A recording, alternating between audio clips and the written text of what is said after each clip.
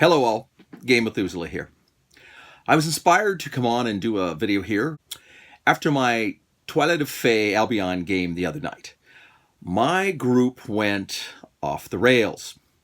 In fact, they went so far off the rails, they left Albion and ended up in Egypt. Now, I would think that maybe after 23 years of running role-playing games, I would learn how to not throw out some sort of little enticing tidbit that players, even though you try to warn them and give them little hints that most likely this isn't the best way to go. I had a mirror that they stumbled upon after going down into a ruin, which was not part of their campaign, but basically to avoid some brigands that were out in the ruined elven city they were in looking for easy prey. And they didn't want to be that easy pickings, so they were hiding out in this little nondescript ruin and waiting for them to pass or waiting to ambush them if they came to, well, ambush them. They found a secret door into an underground area. They fought a mimic, one of my favorites, and a couple of gargoyles and found some treasure and some undeads. It was kind of what you would expect to find in a sealed off area. They also found this mirror, which was fascinating. Now, it was metal, highly polished, very old, really well constructed and beautiful amongst this elven product, obviously elven. So, well, of course, looking up at it, they walk up, it's in great shape. They say, well, gee, we can't hit it and break it, so let's touch it and see what happens. So they do. The rogue touches it and promptly passes out. He blew his 15 wisdom save and collapsed. In a few rounds, he recovered.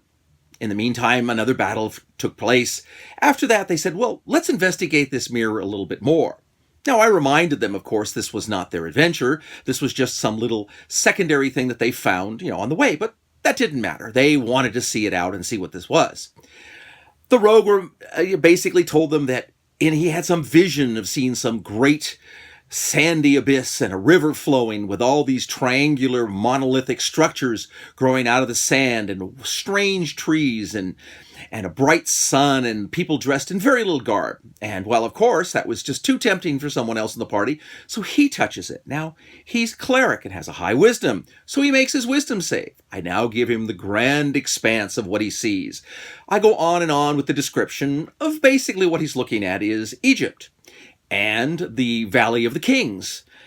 So, of course, he kind of gets it, and this is fascinating. He says, how does this look? And I said, well, gosh, it almost looks like a window, like the vision is perfect. You can see it. You can even feel the heat, the warmth of the day. You can sort of see the mist flowing off of the water. And he goes, well, can I go through? And he says, no, more likely not, but I'll try to go through. Well, since he had made his roll, he steps through the teleportal, and now is standing there amongst the Egyptians. Now, what they've done is excavated this ancient elven ruin, because in my Albion campaign, the idea that elves were once everywhere, and over the years they have obviously diminished back into the basically ancient England. Well, they were in Egypt, and this was basically a teleportal going from one place to another so they could quickly transport themselves. The problem is, these people aren't elves, they're human, and they have to make a 15 wisdom save to be able to utilize this device. Now, in the meantime, they've sort of scared lots of local workers who were part of this excavation. And he's standing there trying to speak with them, which of course he's not able to do. Well, one of the other party members, who's a druid in bear form, decides, well, I want to come through. So as she comes through in bear form, the front, I believe, cleric decides he's going to use a spell that makes some sort of roaring noise. Well, of course, that's wonderful. Now you've scared the straights. And they turn and run. All the local little workers flee for their lives because some hideous monster they've never seen before, a giant bear, has just come through the teleportal. Now, oops, I'm figuring at this point they're going to realize, this might not be the best place for us to be because people are starting to take interest in us now, and there's lots of people here. And I note some guards seem to be coming your way, wondering what all the hubbub is. No. At this point, 2 or 3 of the other players are deciding to go through as well. Now, a couple of them fail and pass out. The rogue makes it. So now we have the rogue and the priest and the druid on this side, and 2 other players, the ranger, and I believe I cannot think what the other one is at the top of my head, but it'll come to me in a moment, are stuck back on the other side. People are coming. Still, they don't wish to leave. No, they wish to impress upon them with their heroic valor and ability. So at this point, the guards come up. They say, "We are heroic warriors here to rid your country of evil monsters." These people have no idea what they're saying. There's a strange, short little dwarf fellow with a large beard wearing metal armor and carrying unusual weapons. There's a giant bear. And there's a person dressed all in black, who they more likely figured was some Arab Bedouin or something, off from the desert. They're barbarians. They're pretty much sure they're barbarians. They just don't know how they got there. Some of the workers who hadn't fled are gibbering that they've stepped out of mere space through this mirror, which of course no one seems to understand, so they send for help. The players in the meantime, they don't try to go back through. Some of the players are trying to come out. They failed. The wizard comes through. That was the other character I had forgotten. And he's there now and realizes, this might not be the best place. So he thinks, I'm going to go back. But he can't make the 15 save and passes out on this side. It's a calamity now. Time passes. The cleric's trying to get the best of it. Some people come up. Somebody looks like semi-nobility or some important individual who has some other person with him. It looks pretty important. They've also brought more guards with weapons to stand there. The one important-looking man talks to another guy who is dressed like a servant, but seems to be older and much more knowledgeable, and he starts to converse in various languages, switching from one to another, until finally he comes to a common tongue that he can converse with the party. He's saying, okay, let's find out who you are and what you are doing.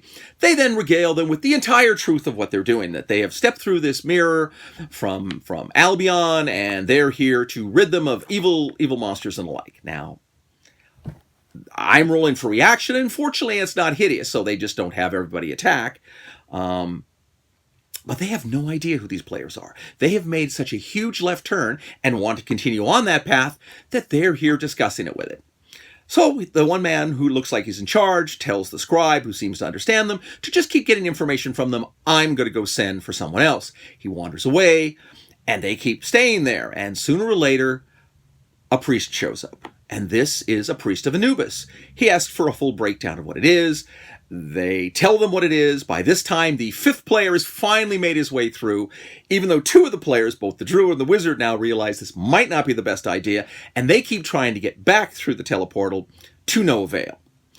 They says, well, we might need some heroes, which in their feeling is we might need some people who are expendable and not linked to us. And these guys, who, whatever they are, or whoever they are, or wherever they're from, might be the perfect option. Let's take them down, clean them up, and we can prepare them to do some nefarious missions for us, because we have lots of political things going on here. And that's what ends up happening. And I tell them, I said, well, gee, I have no adventure of this prepared at the moment, so we'll have to address this the next time we go. They wander down and get cleaned up, and they're making them homes, and I think this is good. My friend Don Hawthorne ran a fabulous Ancients campaign, and he started it in Egypt. So he has 6 or 7 or 8 adventures already pre-made.